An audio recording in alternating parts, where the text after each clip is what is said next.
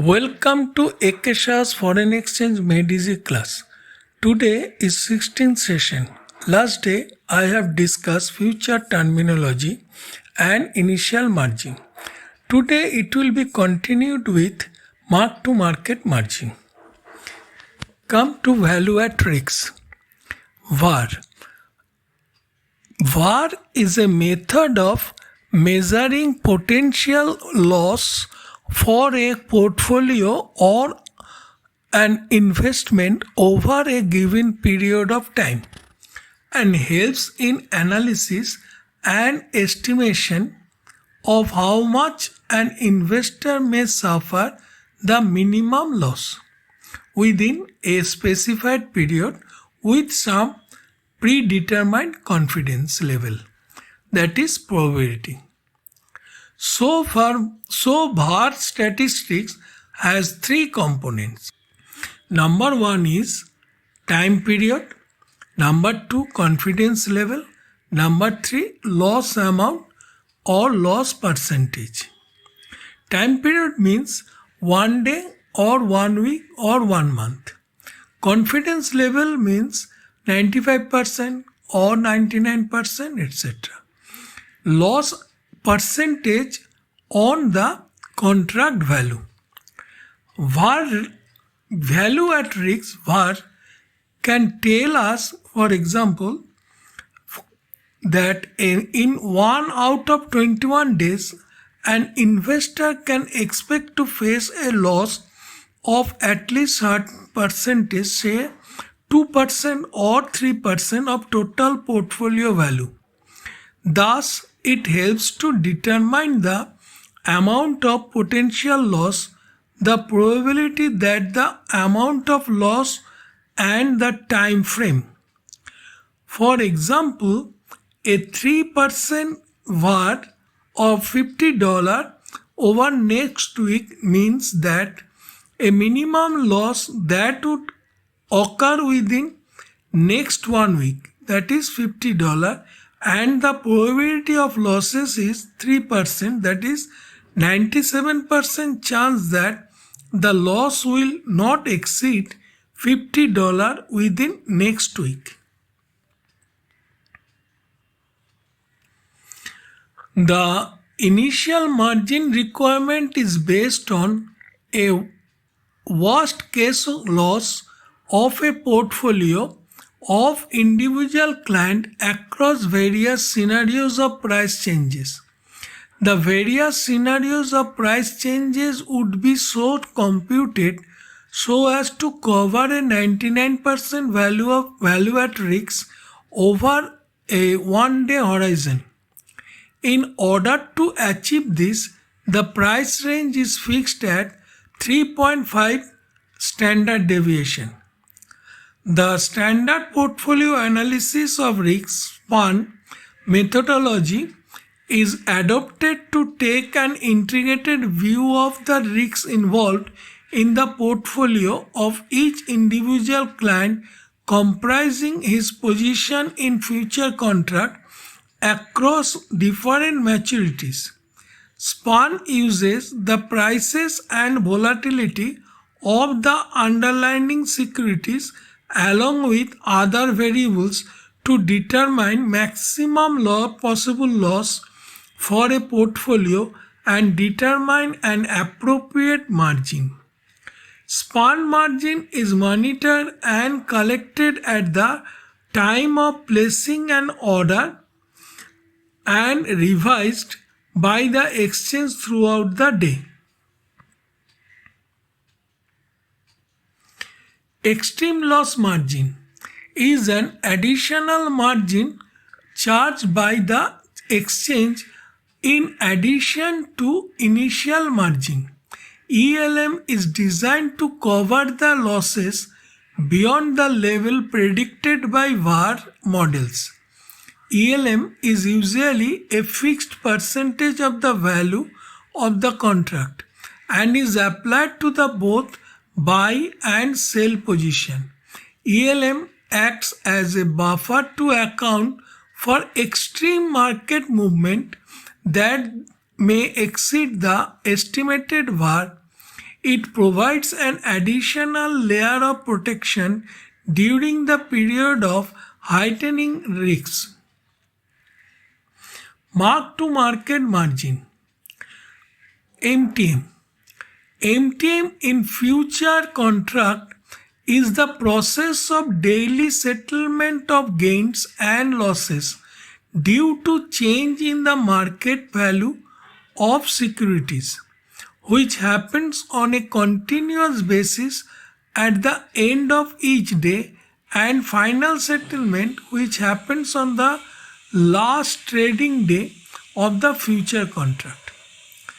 The mark-to-market losses shall be collected from clients by T plus 1 day, T is trade day, plus 1 business day, and final settlement amount shall be collected by T plus 2 day, that is trade day plus 2 business day. Mark-to-market method that aims to determine the real and fair value of a company's financial situation based on current market situation is affecting the company's performance.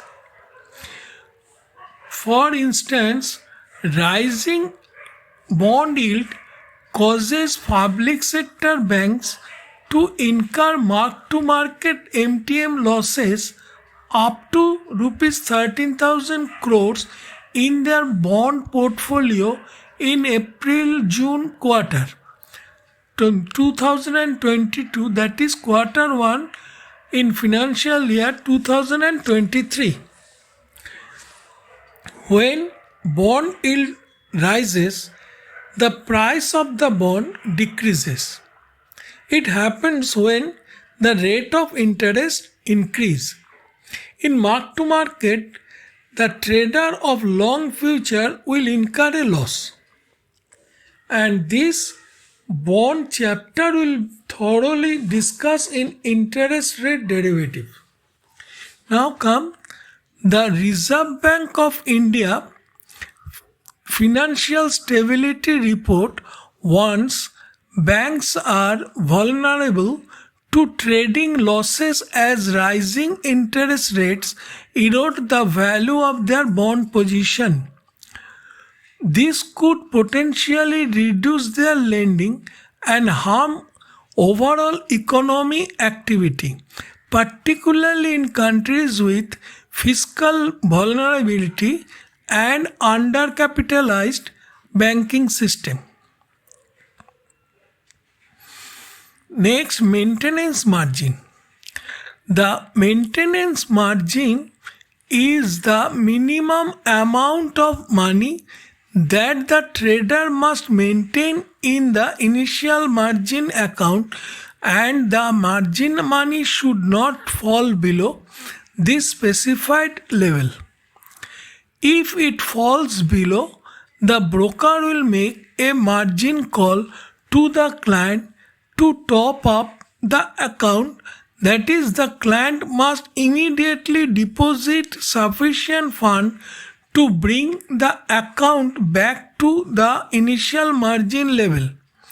If the client fails to do so promptly, the broker is at liberty to close out the client's market position and dispose of the position in the market to recoup their loss. When the client provides the balance margin amount to the broker, the client can continue the trade and square off according to his preference. Trade member, clearing member. Trade member is a member of exchange. They are entitled to execute trades on his own account as well as on account with his client registered with him. The clearing and settlement of trades is done through a clearing member or professional clearing member who are member of clearing corporation. In the capital market segment, that is equity and bond, all the trading members of the exchange are required to become clearing member of the clearing corporation. Clearing entities.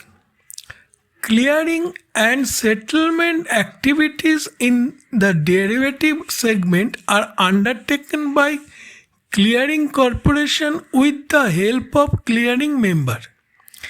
These clearing members are member of clearing corporation.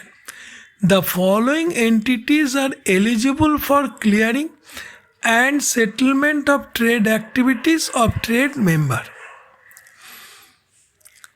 Trade cum self-clearing member. This category of members are entitled to execute trade on his own account and also for their clients that is registered with him, and are empowered to clear and settle the trades executed on his own as well as on account of his clients. Trade cum clearing member. These category members are entitled to clear and settle trades of their own trades as well as trades of other trading members. Professional clearing member. The professional clearing member PCM are clearing member but not trading member. They are entitled to clear and settle trades of trading member like bank.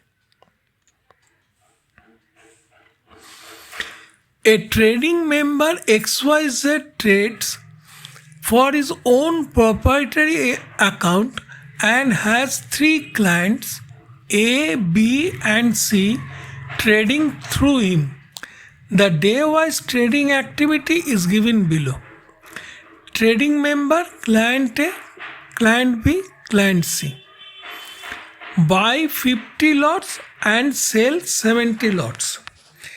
You see, that is 50 lots will be squared off and remains 20 lots which is not squared off, and carry forward to day 2 and come to day 2, buys 40 lots and sell 30 lots. That is 30 lots will be squared off and balance 10 lots remain on square off, not square off.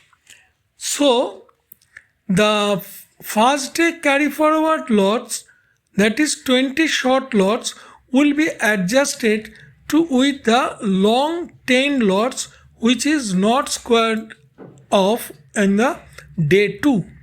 Remains only 10 short lots. In this way, the open position is computed. Like client A. Now you see, buys 30 lots and sells 20 lots. Remain 20 lots will be square off and not square off is 10 lots, that is long.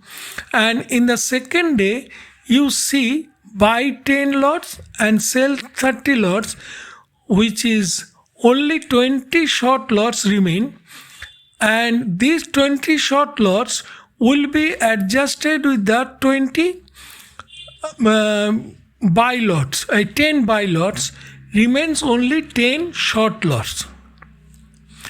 For client B, 40 buy, sell 20, so 20 will be square off and 20 long is not square off. And in day 2, buy 20 and sell 10, so long 10 will remain in the not square off. So here, after adjusting, you see the 30 long lots remain on the second day, at the end of the second day. Similarly, in the client C, buy 10 lots and 20 lots, that is 10 lots remain non-square off and it will be added to short 20 lots, and at the end of day 2 it will be 30 short lots. Here gives the last position, that is closing balance on the trade day. 1 is short 20 lots, long 10 lots, long 20 lots, 10 short lots, and it is carried forward to day 2. And in day 2 the long 10 lots remain closing balance, short 20 lots, long 20 and short 20, and it will be adjusted with the day 2 carried forward, so it comes to short 10 lots, because long 10 and short 10, when it will be adjusted, it comes down to 10 short lots, short 10 lots, long 30 lots and short 30 lots. From this you find out the open position. Open position of trade member is 60 lots, because 20 lots remain open position of TM trade member. For client A 10 lots, client B 20 lots and client C 10 lots on first day, at the close of first day, and total will be the 60 lots. And in the second day 10, 10, 30, 30, the total open position of trade member will be 80 lots, that includes his own account and client A, B, C. Clearing means computing of open position, and this open position is used to arrive at daily mark-to-market margin requirement and maintaining exposure norms.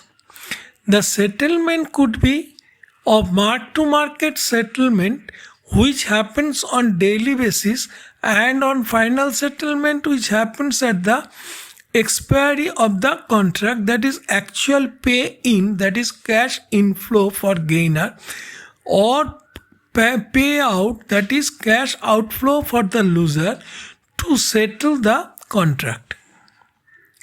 All the future contracts are cash settled, that is through exchange of cash in INR.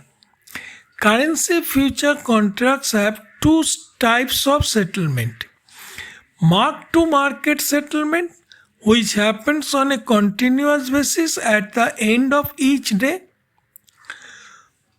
each business day, and final settlement, which happens on the last business day, that is expiry day of future contract. It is settled on the expiry day, that is determined by the exchange. Mark-to-market settlement, MTM. Now come to the mode of operation in MTM margin. All future contract, each member are undergoing mark-to-market daily settlement price. At the end of each day, the profit and loss could be computed differently for different types of position. The computational methodology is given below. First step is squared off position. The buy and sell for contracts executed during the day, and squared off.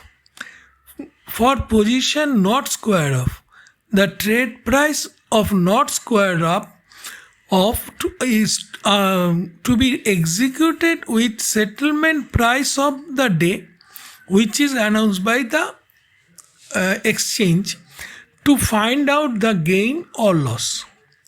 For bought forward position, the previous daily settlement price, which is announced by exchange, and current day's settlement price, which is also announced by the exchange for bought forward contract. The details of trading member and 2 clients are given below. TM's proprietary own account, client A, client B. First day, buy 50 at the rate of rupees 65 and sell 70 at the rate of rupees 65.20. So here you see 50 lots will be squared off and profit will be 50 into 1000 into 0.20 because selling price is higher than the buyer price by 0.20. 65.20 minus 65. So 0.20 will be the profit per dollar. So the total profit will be 50 into 1000 into 0.20. And you see that the balance remains 20 short lots at the rate of rupees 65.20, which will be adjusted with the settlement price that is given in the last row, the 65.15 for day 1. And here you see that the trader will gain 0.05 rupees 0.05 per dollar because the trader is a short future trader and the price is 65.20 and the settlement price is 65.15, which is less than the short future price. So the short future trader will gain by 0.05 rupees 0.05 per dollar. So total gain will be 20 lots, 20 into 1000 into 0.05. Next comes client A. Here you also applied same method, 30 buy, sell 20, square off is 20 lots and loss will be 0.10 because buying price is higher than selling price and balance remains long 10 lots at the rate of rupees 65.15 when it is adjusted with the settlement price 65.15. Here it will find that no profit, no loss because 65.15 is equal in two cases. In two cases, buys 30 for client B, buy 30 at the rate of 65.10, sell 10 rupees 65.20. First of all, you find out the square profit of the square of lots. That is 10 into 1000 into 0.10. That is the profit for 10 lots. And remain 20 lots, that is long lots, will be adjusted with the settlement price. First day 65.15. Here the trader will gain because he is the long lots, 10 lots.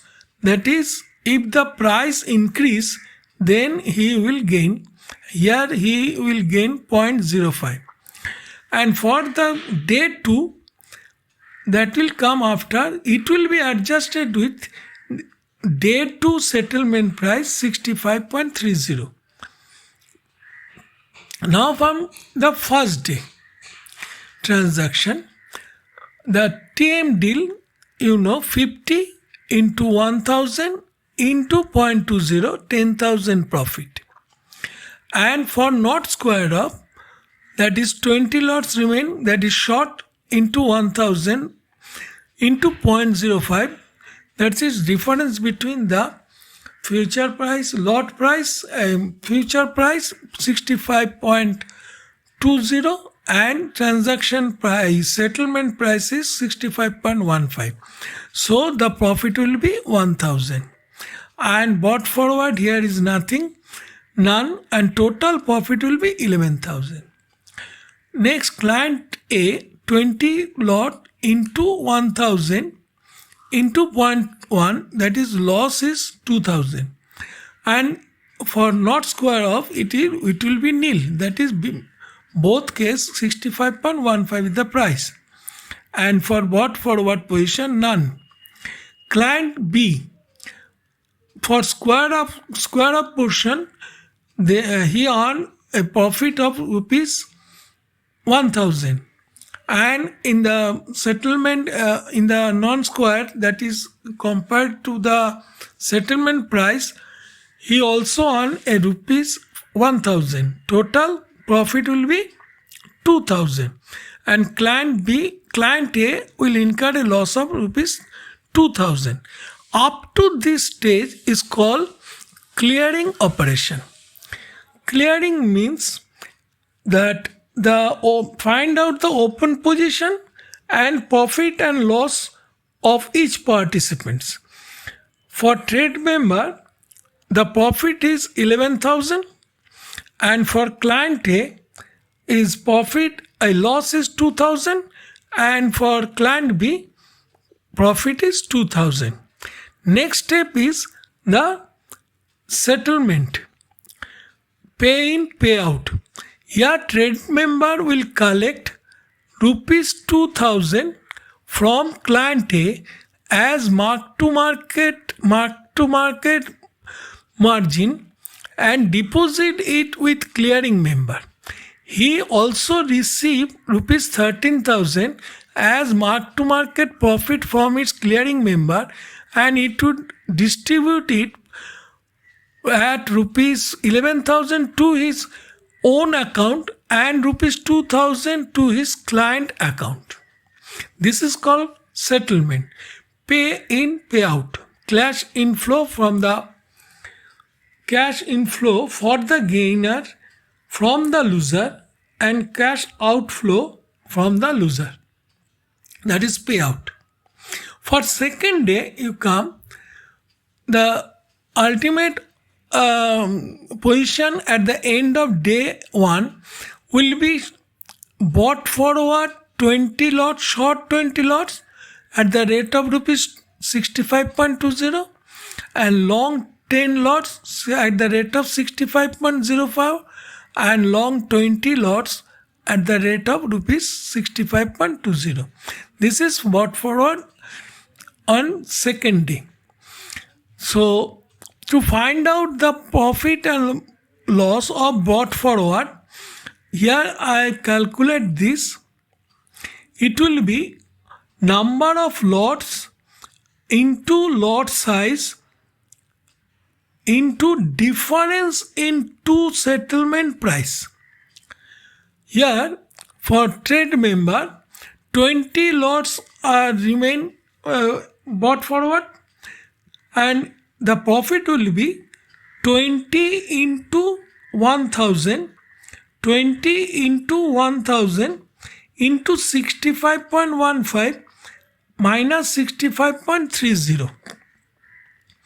It will be loss, because this difference between two settlement day price, that is 65.15 is the day 1 settlement price, and 65.30 is day 2 settlement price, which is higher than the settlement price of day 1, for which the short 20 lots incur a loss of rupees 3,000. And next is 65.15 minus 65.30. It is higher than second day, it is higher. So for long 10 lots, you will gain of rupees 1,500. And next here it is also long 20 lots. So the client B also gain rupees 2,000.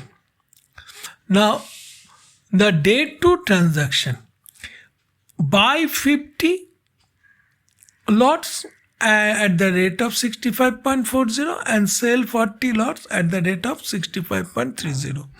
So here square of 40 lots and loss will be 0.10, and remains long 10 lots, which will be adjusted on the settlement or day of the second day, that is rupees 65.30.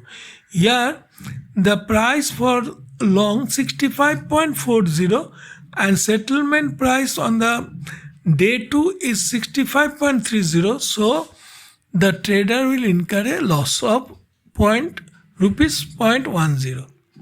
Here the square of position you will first find out for client A, and buys 20 and sell 30, that is 20 into 1000 into 0.10 the profit, and remains 20 short lots that will be compared with the settlement price of the second day. Here it is 65.30 and the short price is 65.40. So it will be profit because settlement price is less than the short price, that is 65.40. And next is buys 20 lots and sell 10 lots. So square of position will be 10 lots and loss will be rupees 0.10. So 10 into 1000 into 0.10 negative, that will give you the loss. And here the unsquared, not squared position is by long 10 at the rate of 65.20. Here the settlement price is on the second day 65.30. So the client B will gain for 1 rupees 0.10 per dollar. At the end of day 2, the proprietary transaction will be 40 into 1000 into 0.10, that is rupees 4000 loss on square of position. Client B 20 into 1000 into 0.10, that is 2000 profit, and client B is loss 1000, not squared of, that is 10 into 1000 into 0.10, that is the price difference of the long short and the short lot and the settlement price on the day 2. Similarly, you find 20 into 1000 to 0.1 is equal to 2000, and here 10 into 1000 into 0.1, that is 1000. Next, bought forward position. I am shown this rupees 3000 loss for trade member, rupees 1500 is the profit for client A, rupees 3000 gain for client B. So total will be for trade member will be 8000 loss, for client A 5500 profit, and client B 3000 profit. Now trade member will deposit this 8000 to the clearing member for his loss. The trading member will deposit rupees 8000 for his own mark-to-market margin loss to his clearing member, and also receive rupees 8500 from clearing member and distribute rupees 5000 to client's A's account and rupees 3000 to client's B's account. This is called settlement. Now come accounting treatment. Two heads for mark to market. Initial margin currency future account taken as initial margin account, and mark to market currency future account taken as mark to market account. When money deposited to initial margin account for both buyer and seller, the initial margin account debit to bank. At the balance sheet date, initial margin currency future has debit balance that to be shown under current asset. In case client provides bank guarantee or specified security as margin, a disclosure should be made in the notes to financial statement. on the balance sheet date. On the day, if buyer or seller make profit, then the accounting treatment will be initial margin account debit to mark-to-market account. If there is a loss, the entry will be reverse mark-to-market account debit to initial margin account. The profit or loss on daily basis will be in cash transaction on T plus 1 day, that is trade day plus 1 business day. On balance sheet date, if mark-to-market account is debit balance, it should be considered as loss and it will be shown in current asset, and a provision should be made against this current asset. If the balance sheet date, if MTM is credit balance, it should be shown in current liability under the head current liability and provision. Accounting entries for expired or cancelled position. At the expiry of a series of currency future, the profit loss account should be calculated between final settlement price and contract price of all contracts in the series, and it should be passed through profit and loss account of the buyer and seller. And also the initial margin will be refunded to the participants if there exist, because the loss, mark-to-market loss, will be adjusted against the initial margin. So if there is surplus, then that will be released and credited to the participant. However, where a balance exists in the provision account created for any anticipated loss, any loss arising on final settlement should be first charged to the provision account and remaining balance, if any, to the profit and loss account.